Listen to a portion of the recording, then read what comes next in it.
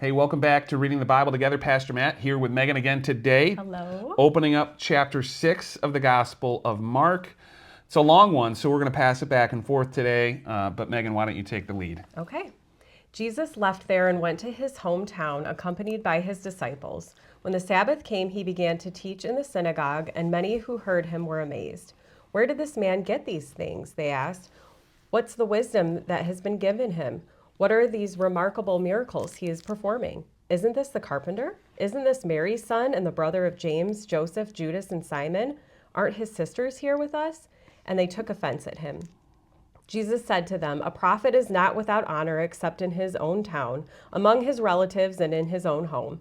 He could not do any miracles there except lay his hands on a few sick people and heal them. He was amazed at their lack of faith. Then Jesus went around teaching from village to village, calling the 12 to him, and began to send them out 2 by 2 and give them authority over impure spirits. These were his instructions. Take nothing for the journey except a staff, no bread, no bag, no money in your belts. Wear sandals, but not an extra shirt. Whenever you enter a house, stay there until you leave that town. And if any place will not welcome you or listen to you, leave that place and shake the dust off your feet as a testimony against them. They went out and preached that people should repent. They drove out many demons and anointed many sick people with oil and healed them. And King Herod heard of it, for Jesus' name had become known.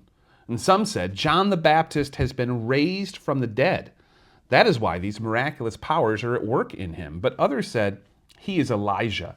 And others said, he's a prophet, like one of the prophets of old.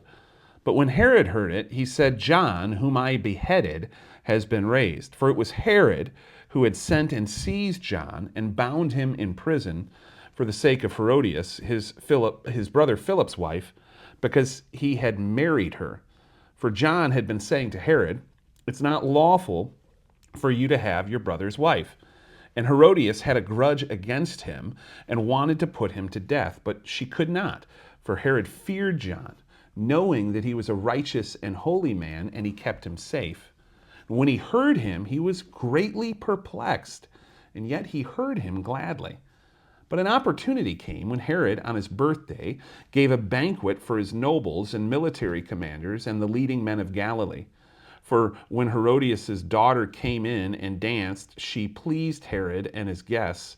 And the king said to the girl, ask me for whatever you wish, and I will give it to you. And he vowed to her, whatever you ask me, I will give you up to half of my kingdom. And she went out and said to her mother, for what should I ask? And her mother said, the head of John the Baptist.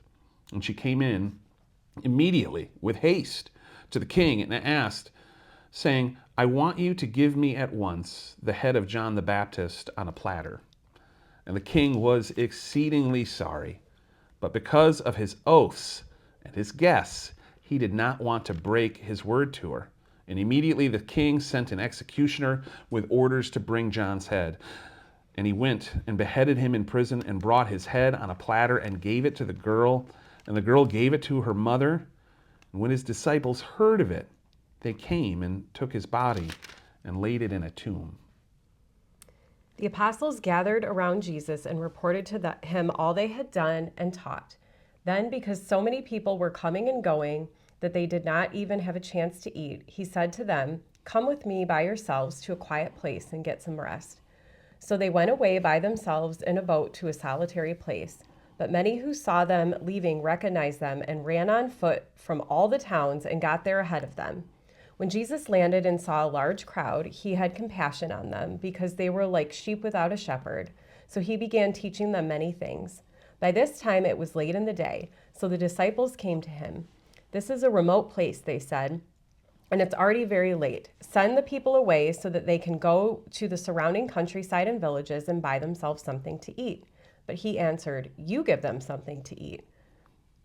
They then said to him, that would take more than half a year's wages. Are we to go and spend that much on bread and give it to them to eat? How many loaves do you have? He asked. Go and see.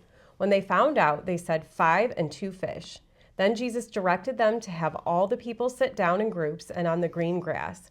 So they sat down in groups of hundreds and fifties. Taking the 5 loaves and the 2 fish and looking up to heaven, he gave thanks and broke the loaves.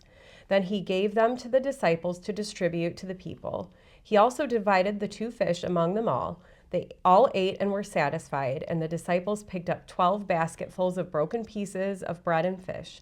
The number of the men who had eaten was 5,000.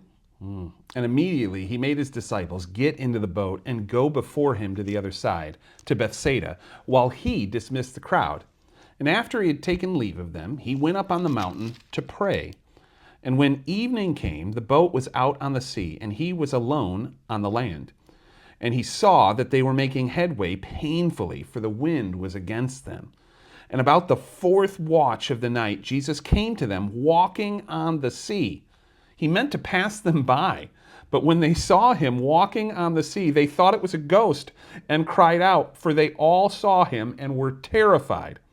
But immediately he spoke to them and said, "Take heart, it is I. Do not be afraid." And he got into the boat with them, and the wind ceased, and they were utterly astounded, for they did not understand about the loaves, but their hearts were hardened. When they had crossed over, they came to land at Gennesaret and moored there on the shore. And when they got out of the boat, the people immediately recognized and ran about the whole region to bring the sick people on their beds to wherever they heard Jesus was. And wherever he came, in villages, cities, or countryside, they laid the sick in the marketplaces and implored him that they might even touch the fringe of his garment. And as many touched it were made well. Wow, long chapter, lots going on. But Megan, what are some things going on? Well, I have an observation and a question. Question. So I'm ready. I will play Stump the Pastor. Yes. But so I had never really read until we started going through these Gospels about the story of John the Baptist being beheaded, and what a colorful story that is, and how there are many of those in the Bible. But I did notice the parallels to the crucifixion. Yes. And how, Herod didn't have really a lot against John the Baptist. Right. He kept him in prison, but it really didn't bother him that he was there. And upon this crowd being at the party, he didn't he wanted to go with the crowd. So he, beheaded John the Baptist at the will of his niece, I think it is. And then, they laid him in a tomb. So I just thought, I never really put that connection together. It's really awesome. And then my question is, so Mark and Peter are friends, and Mark is writing this gospel. So why does Mark not mention about Peter walking on the water when Matthew does? Yeah, so Matthew, when he records the telling, Peter's in the boat and he says, "Jesus, hey, if it's really you, tell me to come and walk on the water." And some people use this story as another example of Peter being he's the one speaking for the group. But the interesting thing is that anytime Peter tries to make himself special, he falls down and fails spectacularly. And so Peter, which is a Greek word that means rock, the rock walks on the water with Jesus, but immediately sinks. Now, there's kind of 2 thoughts in my head about why Peter, as he's telling Mark, as Mark is writing down this story, why didn't they include that detail? Well, the first thought is it's super embarrassing. I made this bold statement and I said, "Hey, I'm the bold one. I am the 8 on the Enneagram. I'm jumping out." They didn't have an Enneagram back then. Don't worry about it. I looked like a fool. Because I started to get scared and I started to sink. And the other take you could have is that this is being written after the church is moving, after people have been talking about the gospel, after Peter's been preaching boldly, and it's actually an act of humility to leave yourself out of the story. And so I think either one could be great. We can ask Peter when we get there, "Hey, why didn't you want anyone to know that you sank? Or why didn't you want anyone to know that you walked on water?" Both those I think are great. I love it. And I think it's kind of just that fully miraculous thing of Jesus too. Okay. The thing that sticks out to me is feeding of the 5,000. And this is important to me because Jesus invites his disciples to take care of the people. And everything they needed to do that. Everything they needed to take care of the community was already in the community, and God magnified it, right? And so, how are we gonna afford this? How are we gonna do this? Right. Jesus says you already have what you need. Just bring it to me, and we're gonna work it out. And they carried 12 baskets full, and just wild. That God is not a God of scarcity. He's not a God of just making ends meet. He's a God of overwhelming compassion, and I really love that story from Mark. Megan, lots going on in the text. What does it mean for you and your faith today as you're reading Mark 6? Well, I picked up on that for the meaning, what you were talking about God's provision. Yeah. Not only in the loaves and fishes story, but when he's sending the 12 out and he's telling them, don't take this, don't take this, don't take this. Like, trust me, I've got you and I'll give you what you need. So that's the main theme that stuck out to me was God's provision for us in any circumstance. I love that. I'm going to jump back to the very beginning when Jesus is rejected at Nazareth, his hometown. Everybody knows Jesus. Hey, he's 30 years old. He's got a reputation.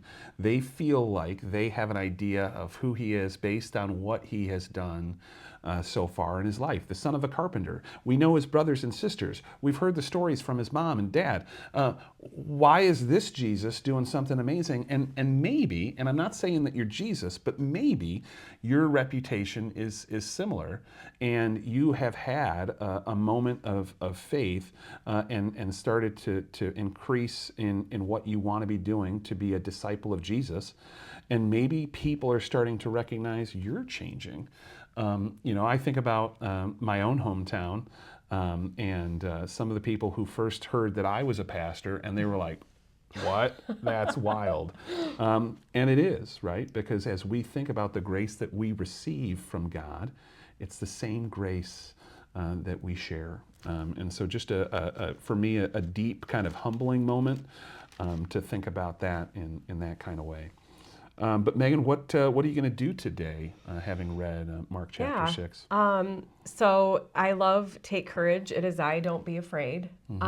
So just not falling into the trap of like fear of the future. I mean, when you have kids you're raising, that's a hard thing. Their hearts, our physical provision for them, their futures, and that is always on my mind. And so taking courage and not being afraid of their future and my part in it, and that God's got it, and awesome. He'll provide for them. I love that. I'm thinking about kind of connecting back to the feeding of the 5,000. What are those things in our community that we need to be doing? And if our community doesn't know that we exist as a church, it's not our community's fault. It's actually our fault, right. Because we're the ones called to minister to our community. And so my thought today, I have a bunch of business cards from the most recent Troy Chamber of Commerce event. Like, it's a stack. I'm going to email all those people. And I'm going to ask them at kind of my normal standard thing, how can I be praying for you? Because I want to be praying for our leaders in our community, our business owners in our community, and I want to be celebrating those good things in the community so that they can know the joy and the love of Jesus. But what about you? We've had a great time reading Mark chapter 6 today. Some tragedy, some joy, some invitation. What's standing out to you? How does it connect with your faith? What does it mean for you? And then what are you going to do today? We'd love to see those comments down below. But for Megan, Pastor Matt, have a great day.